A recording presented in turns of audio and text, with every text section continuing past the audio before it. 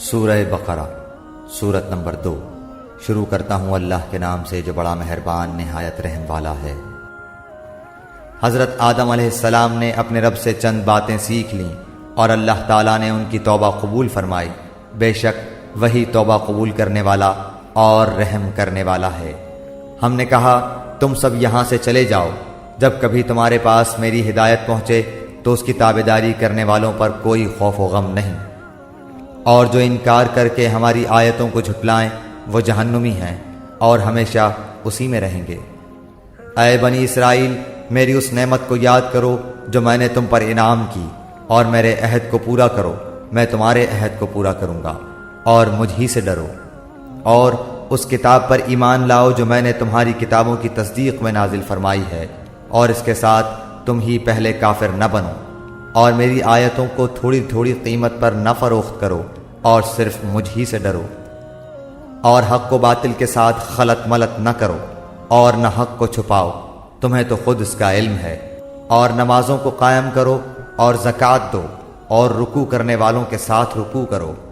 کیا لوگوں کو بھلائیوں کا حکم کرتے ہو اور خود اپنے آپ کو بھول جاتے ہو، باوجود کہ تم کتاب پڑھتے ہو؟ کیا اتنی بھی تم میں سمجھ نہیں؟ اور صبر اور نماز کے ساتھ مدد طلب کرو، یہ چیز شاق ہے مگر ڈر رکھنے والوں پر، جو جانتے ہیں کہ بے شک وہ اپنے رب سے ملاقات کرنے والے اور یقیناً وہ اسی کی طرف لوٹ کر جانے والے ہیں۔ اے اولاد یعقوب، میری اس نعمت کو یاد کرو جو میں نے تم پر انعام کی، اور میں نے تمہیں تمام جہانوں پر فضیلت دی۔ اس دن سے ڈرتے رہو جب کوئی کسی کو نفع نہ دے سکے گا، اور نہ ہی اس کی بابت کوئی سفارش قبول ہوگی، اور نہ کوئی بدلہ اس کے عوض لیا جائے گا، اور نہ وہ مدد کیے جائیں گے۔ اور جب ہم نے تمہیں فرعونیوں سے نجات دی جو تمہیں بدترین عذاب دیتے تھے، جو تمہارے لڑکوں کو مار ڈالتے تھے اور تمہاری لڑکیوں کو چھوڑ دیتے تھے، اس نجات دینے میں تمہارے رب کی بڑی مہربانی تھی۔ اور جب ہم نے تمہارے لیے دریا چیر پھاڑ دیا اور تمہیں اس سے پار کر دیا، اور فرعونیوں کو تمہاری نظروں کے سامنے اس میں ڈبو دیا،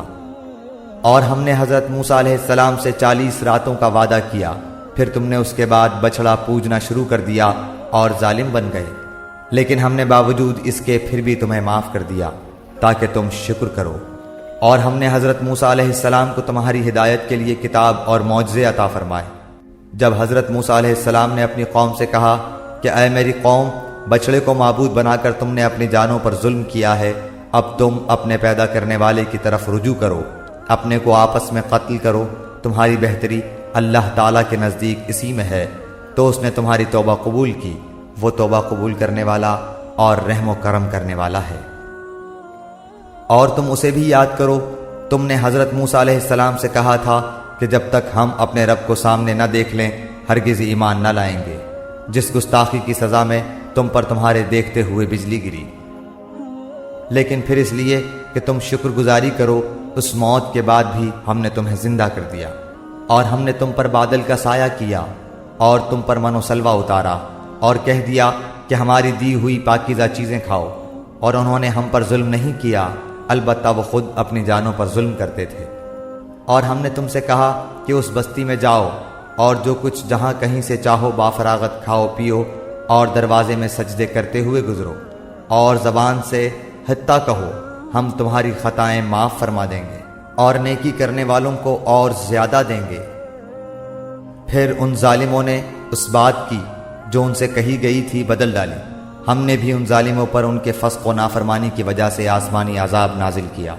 اور جب موسیٰ علیہ السلام نے اپنی قوم کے لیے پانی مانگا تو ہم نے کہا کہ اپنی لاٹھی پتھر پر مارو، جس سے 12 چشمے پھوٹ نکلے، اور ہر گروہ نے اپنا چشمہ پہچان لیا، اور ہم نے کہہ دیا کہ اللہ تعالیٰ کا رزق کھاؤ پیو اور زمین میں فساد نہ کرتے پھرو۔ اور جب تم نے کہا اے موسیٰ، ہم سے ایک ہی قسم کے کھانے پر ہرگز صبر نہ ہو سکے گا، اس لیے اپنے رب سے دعا کیجئے کہ وہ ہمیں زمین کی پیداوار، ساگ، ککڑی، گیہوں، مسور اور پیاز دے۔ آپ نے فرمایا بہتر چیز کے بدلے ادنا چیز کیوں طلب کرتے ہو؟ اچھا شہر میں جاؤ، وہاں تمہاری چاہت کی یہ سب چیزیں ملیں گی۔ ان پر ذلت اور مسکینی ڈال دی گئی، اور اللہ کا غضب لے کر وہ لوٹے، یہ اس لیے کہ وہ اللہ تعالیٰ کی آیتوں کے ساتھ کفر کرتے تھے اور نبیوں کو ناحق قتل کرتے تھے۔ یہ ان کی نافرمانیوں اور زیادتیوں کا نتیجہ ہے۔ مسلمان ہوں، یہودی ہوں، نصارہ ہوں یا صابی ہوں، جو کوئی بھی اللہ تعالیٰ پر اور قیامت کے دن پر ایمان لائے اور نیک عمل کرے، ان کے اجر ان کے رب کے پاس ہے، اور ان پر نہ تو کوئی خوف ہے اور نہ اداسی۔ اور جب ہم نے تم سے وعدہ لیا اور تم پر طور پہاڑ لا کھڑا کر دیا اور کہا جو ہم نے تمہیں دیا ہے اسے مضبوطی سے تھام لو اور جو کچھ اس میں ہے اسے یاد کرو تاکہ تم بچ سکو، لیکن تم اس کے بعد بھی پھر گئے، پھر اگر اللہ تعالیٰ کا فضل اور اس کی رحمت تم پر نہ ہوتی تو تم نقصان والے ہو جاتے۔ اور یقیناً تمہیں ان لوگوں کا علم بھی ہے جو تم میں سے ہفتے کے بارے میں حد سے بڑھ گئے، اور ہم نے بھی کہہ دیا کہ تم ذلیل بندر بن جاؤ۔ اسے ہم نے اگلوں پچھلوں کے لیے عبرت کا سبب بنا دیا اور پرہیزگاروں کے لیے واعظ و نصیحت کا۔ اور حضرت موسیٰ علیہ السلام نے جب اپنی قوم سے کہا کہ اللہ تعالیٰ تمہیں ایک گائے ذبح کرنے کا حکم دیتا ہے تو انہوں نے کہا ہم سے مذاق کیوں کرتے ہیں؟ آپ نے جواب دیا کہ میں ایسا جاہل ہونے سے اللہ تعالیٰ کی پناہ پکڑتا ہوں۔ انہوں نے کہا اے موسیٰ دعا کیجئے کہ اللہ تعالیٰ ہمارے لیے اس کی ماہیت بیان کر دے۔ آپ نے فرمایا سنو، وہ گائے نہ تو بالکل بڑھیا ہو نہ بچہ، بلکہ درمیانی عمر کی نوجوان ہو۔ اب جو تمہیں حکم دیا گیا ہے بجا لاؤ۔ وہ پھر کہنے لگے کہ دعا کیجئے کہ اللہ تعالیٰ بیان کرے کہ اس کا رنگ کیا ہے۔ فرمایا وہ کہتا ہے کہ وہ گائے زرد رنگ کی ہے، چمکیلا اور دیکھنے والوں کو بھلا لگنے والا اس کا رنگ ہے۔ وہ کہنے لگے کہ اپنے رب سے اور دعا کیجئے کہ ہمیں اس کی مزید ماہیت بتلائے، اس قسم کی گائے تو بہت ہیں، پتہ نہیں چلتا، اگر اللہ نے چاہا تو ہم ہدایت والے ہو جائیں گے۔ آپ نے فرمایا کہ اللہ کا فرمان ہے کہ وہ گائے کام کرنے والی زمین میں ہل جوتنے والی اور کھیتوں کو پانی پلانے والی نہیں، وہ تندرست اور بے داغ ہے۔ انہوں نے کہا اب آپ نے حق واضح کر دیا۔